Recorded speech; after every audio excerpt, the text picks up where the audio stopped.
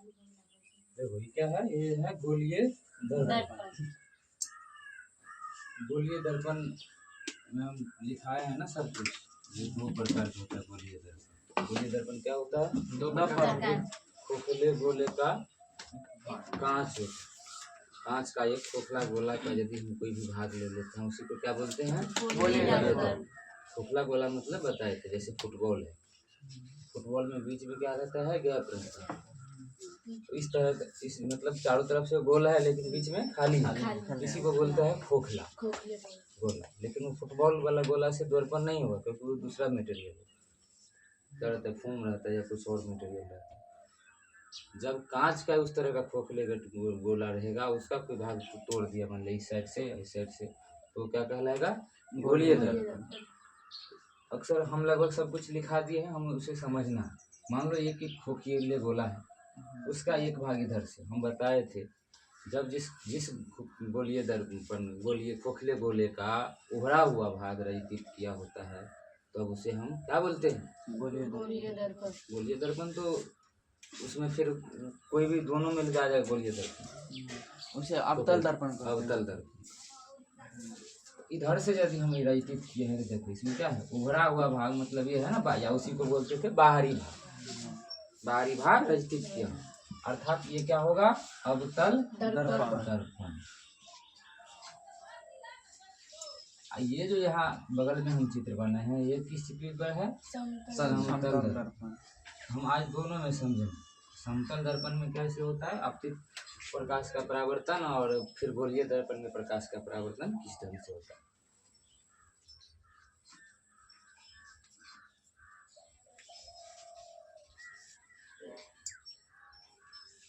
अब इधर इसमें इस साइड से हम देखते हैं तो फिर ये होगा ना आंतरिक सतह, जो हम परिभाषा में लिखाए थे, तो यहाँ उस हिसाब से ज्यादा देखिए गोले खोखले गोले का बाहरी भाग हुआ, बाहरी सतह, इसमें क्या अंदर से रचित किया हुआ है, अर्थात ये क्या हो जाएगा? उत्तल दर्पण। उत्तल दर्पण। इधर से ये कहलाएगा उत्तल दर्पण।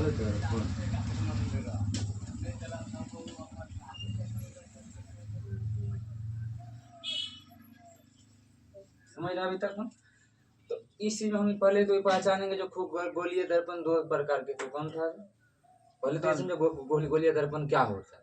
तो गोलीय दर्पण क्या होता है? खोखले कांच का एक भाग होता है। क्या? गोलीय दर्पण। खोखले गोले कांच के एक खोखले गोले का भाग को हम क्या बोलेंगे? गोलीय दर्पण। कब? जब उसके एक भाग से रचित किया जाए, आंतरिक भाग को या बाह्य भाग को। अब जब बाह्य भाग को रचित करते हैं तो अवतल दर्पण बन जाता है, जब आंतरिक भाग को रचित करते हैं तो क्या बनता है? उत्तल दर्पण। चूंकि यह एक खोखले गोले का भाग होता है इसलिए उसमें हम जानते हैं जब भी गोला आएगा, हम मैथ में भी मेंसुरेशन पढ़ते हैं तो उसमें वक्रता केंद्र आ जाता है, त्रिज्या आ जाता है, इसलिए यहाँ भी होता है जिस खोखले गोले का भाग होता है। बताए लिखाए थे जो गोलीय दर्पण जिस खोखले गोले का भाग होता है उसका केंद्र क्या कहलाता है? उस गोलीय दर्पण का वक्रता केंद्र, यानी ये सी क्या है यहाँ? वक्रता केंद्र। बताए थे। फिर था ये पी ध्रुव। ध्रुव किसे बोलते थे?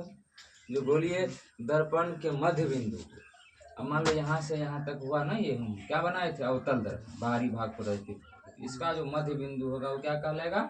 ध्रुव। पी, यानी ध्रुव को किस चीज से सूचित किया जाता है? फिर वक्रता केंद्र और पी को मिलाने वाली रेखा क्या कहलाता है? मुख्य अक्ष। यही था ना, जब हम ये वक्रता केंद्र और ध्रुव को जब मिलाएंगे उससे जो सरल रेखा बनेगा वो क्या कहलाएगा? मुख्य अक्ष। यानी यहाँ ये रेखा पीसी, पीसी क्या होगा? मुख्य अक्ष। फिर उधर भी उसी इस ढंग से इधर भी उत्तल दर्पण में भी यही होगा, इसलिए एक ही चित्र में यहाँ हम दोनों दर्पण का समझेंगे। इधर से हो गया ये उत्तल दर्पण, ये क्या हो गया? अवतल दर्पण। इसका भी वक्रता केंद्र सी होगा, इस दर्पण का भी एक ही खोखले गोले का भाग है, और इसका भी वक्रता केंद्र क्या हो गया? ये सी। ये पी सी क्या होगा? मुख्य अक्ष। इसकी जरूरत बार बार पड़ेगी जब हम अभी I बराबर 2 आप साबित करेंगे अगला दिन, या फिर दर्पण सूत्र साबित करेंगे। दर्पण सूत्र होता है 1/v + 1/u बटा 1 बराबर 1/f, या उस पर सवाल बनाएंगे तो इस चीज को हमें याद रखना है। जो मुख्य अक्ष क्या हो कहलाएगा, ई कहाँ होगा, सी कहाँ होगा, फिर उसके बाद हम फोकस जो अभी लिखा है वो देख चर्चा करेंगे। ये गोलीय दर्पण में इतना चीज समझ गए हम कि नहीं। अब देखो जिस भाग को हम रहित कर देते हैं उसको हम बोलते हैं कलई वाला भाग। क्या बोलते हैं? रहित का ही दूसरा नाम क्या है? कलई। तो जो एक उसका विपरीत भाग जो बचता है वो कहलाता है ये परावर्तक सतह। जिस भाग को रहित नहीं किए रहते हैं वो क्या होगा? परावर्तक सतह। यानी हमें यहाँ ही दिख रहा है जो अवतल दर्पण का परावर्तक सतह क्या होता है? धंसा हुआ होता है। यानी आंतरिक भाग है उसका परावर्तक सतह। यह है ना धंसा हुआ इधर से इतना। अब यहाँ हम केवल समझने के लिए गोला में लें, लेकिन जब अब इसके बाद हम जहाँ भी जरूरत होगा तो बस इतना ही चित्र बना अवतल दर्पण के लिए। फिर इसका परावर्तक सतह किधर होगा? उभरा हुआ हो जाएगा अवतल दर्पण उत्तल दर्पण। इसका परावर्तक सतह ये हुआ इसका क्या? परावर्तक सतह। इसके लिए मुख्य अक्ष ये हुआ। मुख्य अक्ष को ही क्या बोलते हैं? प्रधान अक्ष। इस अवतल दर्पण के यहाँ पर P डैश कर दो तो इसका P डैश सी होगा अब उत्तल दर्पण का। इसका मुख्य अक्ष ये होगा और इसका मुख्य अक्ष क्या होगा? ये। सी को क्या बोले हैं? वक्रता केंद्र। वक्रता केंद्र को किस चीज से हमेशा सूचित करेंगे आगे हम? ध्रुव को कहा क्या चीज से? अब उसी तरह हम इसी में इतना समझ गए हम वक्रता केंद्र क्या हुआ, ध्रुव क्या हुआ, गोलीय दर्पण किस चीज का भाग होता है। इससे पहले हम बता दिए थे समतल दर्पण में भी परावर्तन करेंगे। उसमें हम बताए थे आपतित किरण। तो ये जब ये इस तरह का होगा इसे हम क्या बोलते हैं? समतल दर्पण। इसका भी एक भाग रहित किया होता है। कभी अभी हम निचला भाग रहित किया है, कभी ऐसा भी होता है ऊपर में रहित किया हुआ। तो जो भाग रहित कर दिया उसके बाद जो एक भाग और बचता है विपरीत में वो क्या कहलाता है? परावर्तक सतह। चाहे वो समतल दर्पण हो या उत्तल दर्पण, वो उसका भाग क्या कहलाएगा? परावर्तक सतह। अभी हम पूछ रहे थे आपतित किरण जो नहीं बता। आपतित किरण क्या होता है? किसी भी बिंदु से आती हुई प्रकाश की किरण दर्पण पर क्या होता है? आपतित होती है। यह हुआ ना आपतित की। ये क्या हुआ? मान लो बिंदु ए से एक प्रकाश की किरण इस समतल दर्पण पे क्या हुआ? आया। एरो का मतलब है इधर की ओर, मतलब प्रकाश इधर से इधर आया। ठीक है। फिर परावर्तन के नियम लिखाए थे। तो जितना डिग्री के कोण बनाते हुए प्रकाश की किरण आपतित होती है दर्पण से, उतना ही डिग्री का कोण बनाते हुए फिर दर्पण से क्या होता है? परावर्तन। देखो ये एरो हम गलत बना दिए, इसको ध्यान रखना पता है। इसका एरो ये अब इससे क्या हुआ? आपतित हुआ। ये क्या हो गया? फिर परावर्तन। इसलिए इस किरण को क्या बोलेंगे हम? आपतित। जैसे ही इसमें भी हम दिखाएंगे आपतित किरण, आपतित किरण। अब देखो समतल दर्पण में इस तरह से दिखाते हैं। अब जब भी गोलीय दर्पण होगा तो गोलीय दर्पण में हम जब भी सवाल बनाएंगे तो आपतित किरण हमेशा मुख्य अक्ष के समांतर आती किरण। अभी हम फोकस का भी परिभाषा लिखा है तो लिखा थे ना, क्या लिखा है? तो गोलीय दर्पण का वह बिंदु जिससे मुख्य अक्ष के समांतर आती हुई किरण, तो हम मुख्य अक्ष के समांतर सभी आपतित किरणें चलेगी, वो हम बाद में देखेंगे। अभी तक ये क्या हो गया? इसको क्या बोलेंगे हम? परावर्तित किरण। एरो का मतलब है इधर से प्रकाश आया फिर इधर, तो इसको हम क्या बोलते थे? अभिलंब। जिस बिंदु पर आपतित होता है उस पर जो हम लंब खड़ा करेंगे, ये अलग से समझने के लिए हम आपतन कोण परावर्तन कोण करने के लिए अभिलंब को अपना से डालते हैं, जो हम मैथ में समझते हैं ना लंब डालना। तो आपतित किरण हो गया। जिस बिंदु पर जो किरण आपतित हुआ आया प्रकाश, वो हो गया आपतित किरण। दर्पण के जिस बिंदु पर टकरा कर परावर्तित होता है वो आपतित किरण। आपतित किरण जिस बिंदु पर आपतित होता है उसे हम क्या बोलते हैं? आपतन बिंदु। यानी ये बिंदु वो क्या होगा? यहाँ आपतन बिंदु। फिर इसी बिंदु से न किरण परावर्तित हो जाता है तो ये हो गया परावर्तित किरण या अभिलंब। हम देख रहे हैं तीनों एक ही जगह है, इसलिए परावर्तन के एक नियम में था, दूसरा नियम में जो क्या होता है? आपतित किरण, परावर्तित किरण और अभिलंब तीनों एक ही समतल में होते हैं। वो दिखाए थे ना, इसीलिए क्योंकि हम देख रहे हैं तीनों एक ही समतल पर एक ही बिंदु पर, है कि नहीं? फिर इसी में हम बताए थे ये है अभिलंब। अभिलंब और आपतित किरण के बीच के कोण को हम क्या बोलते थे? आपतन कोण। और अभिलंब और परावर्तित किरण के बीच के कोण को क्या बोलते हैं? परावर्तन कोण। आपतन कोण को आई से सूचित करते हैं, परावर्तन कोण को आर से।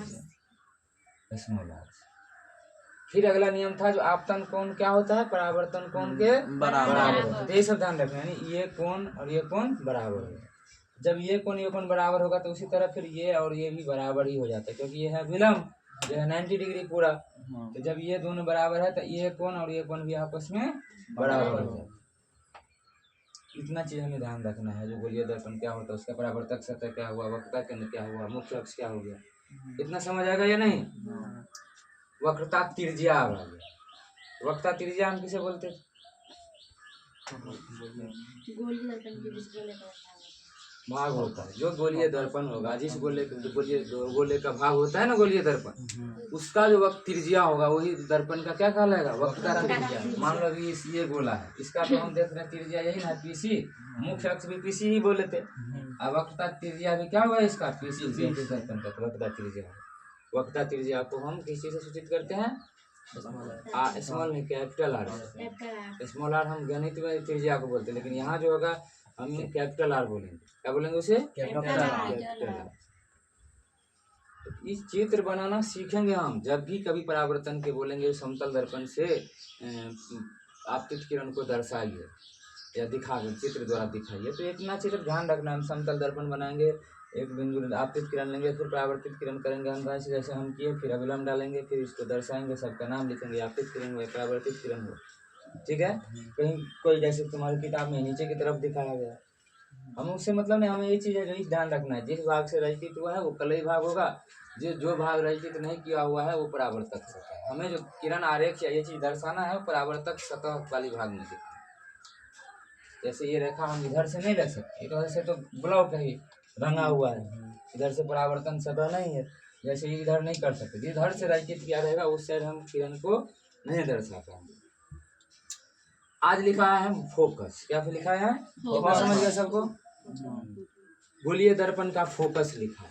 तो फोकस में क्या होता है, अब एक नियम है, ये मान लो क्या है, अवतल दर्पण, ये एक अवतल दर्पण है। तो फोकस का परिभाषा हम लिखा है, किसी दल पर उसके मुख्य अक्ष पर वह बिंदु है। तो हम पहले अभी मुख्य अक्ष इसमें समझ गए ना, ये हो गया मान लो पी, ये हो गया सी, तो मुख्य अक्ष हो गया पीसी। तो मुख्य अक्ष पर ही कोई बिंदु होगा जो क्या कहलाएगा, फोकस। देखो कौन सा बिंदु होगा, वह बिंदु जो मुख्य अक्ष के समांतर आती किरणें दर्पण से परावर्तन के बाद। अब इसमें ऐसा होता है, मान लो यहाँ पर कोई वस्तु रखा है, ये एक वस्तु इस तरह रखी, उससे दर्पण पर किरण जो परावर्तित होगी, तो मुख्य अक्ष है ना, इसके समानांतर, समानांतर सब समझ रहे हो। तो समानांतर ऐसे किरण चला गया दर्पण तक, लेकिन दर्पण तक गया तो टकरा गया, वहां तो इसका अवरोधक है ना यहाँ। तो टकराने के बाद परावर्तित होता है। तो परावर्तन के बाद क्या होता है नियम, वही नियम, यही ध्यान रखना। आप जो जिस बिंदु से परावर्तन के बाद जिस बिंदु पर मिलती है या मिलती हुई वर्तित है। तो मान लो यहाँ से परावर्तन होगा तो इस तरह से एंगल बनाता है, मान लो इस बिंदु पर मिल गया, यही क्या होगा, फोकस। ये उस दर्पण का क्या कहलाएगा, फोकस। तो हम जो लिखा है मिलती है या मिलती हुई वर्तित है, तो जब हम अवतल दर्पण में ये चीज दर्शाएंगे तो वहाँ मिल जाएगा, डायरेक्ट कट गया फोकस पर। लेकिन उत्तल, क्योंकि देखो ये झुकाव इधर है कि नहीं दर्पण का, इधर झुकाव है, इधर ना किरण को मोड़ेगा, तो मिल गया, तो ये बिंदु क्या कहलाएगा, एफ यानी फोकस। अब कहा फोकस दूरी, तो फोकस और ध्रुव के बीच की दूरी यानी एफ और पी के बीच की दूरी को हम क्या बोलेंगे, फोकस दूरी, जिसे कैपिटल स्मॉल एफ से सूचित करते हैं। यहाँ तक समझ। इसी चीज को यदि हम उत्तल दर्पण में दर्शाते हैं, ये हो गया उत्तल दर्पण दर्शाए, इसका भी मुख्य अक्ष होगा ये पी हो गया, ये परावर्तक सतह ये ना है, तो इधर न होगा, इसका वक्रता केंद्र हम लेते हैं सी, इसका मेन वक्रता केंद्र इधर होना चाहिए, क्योंकि गोलीय भाग होगा तो इधर होगा, लेकिन परावर्तक सतह इस साइड है, इसलिए इधर हम क्या लेते हैं, सी लिए सी। फिर यहाँ पर मान लो एक वस्तु रखेंगे जो ऐसे उसमें रखे, क्या होगा, दर्पण से परावर्तन मुख्य अक्ष के समांतर जाएगा दर्पण तक यह किरण। अब हम क्या देख रहे हैं, ये इधर झुका है, जब बाद में हम अगला दिन और से अच्छा समझेंगे। तो ये किरण इधर मुड़ेगा नहीं, इधर क्या उथला है, ये जो परावर्तित होगा तो इधर की ओर होगा, ठीक है, इधर होगा इधर, क्योंकि दर्पण का झुकाव ऐसे परावर्तित होगा। ये मुख्य अक्ष के समानांतर आई, एरो लगाना है, इधर की होगा इधर की एरो लगाना है।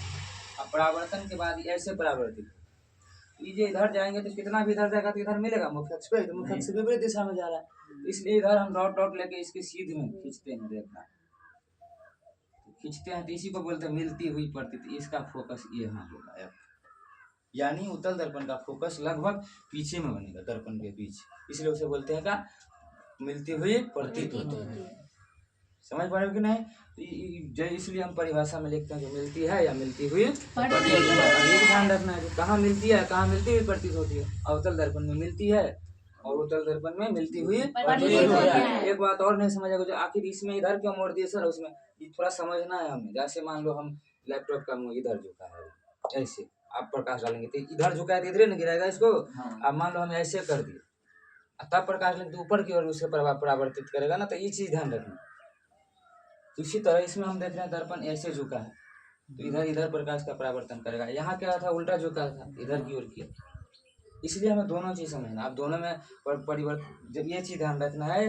अब इसी से, ये तो परिभाषा में इससे ध्यान रखना, अब यही ध्यान रखना है जब भी हम वस्तु रखेंगे तो किरण जो परावर्तित किरण होगा वो मुख्य अक्ष के समांतर चलेगा। कहाँ तक? दर्पण तक। दर्पण तक हम मुख्य अक्ष के समानांतर ले जाएंगे, वहां से परावर्तित होगा। अवतल दर्पण होगा तो इस तरह और इस तरह, जहां परावर्तित होगा यानी एफ पर होगा, एफ पर से ही परावर्तित होगा, ये ध्यान रखना। जब दर्पण से परावर्तन के बाद कहाँ से गुजरेगा वो? एफ से। आगे हम फिर ध्यान रखेंगे जो एफ पी जो होता है यानी एफ पी यानी वक्ता केंद्र फोकस दूरी की दुगुना होता है। ये अगला दिन हम साबित करेंगे, ठीक है।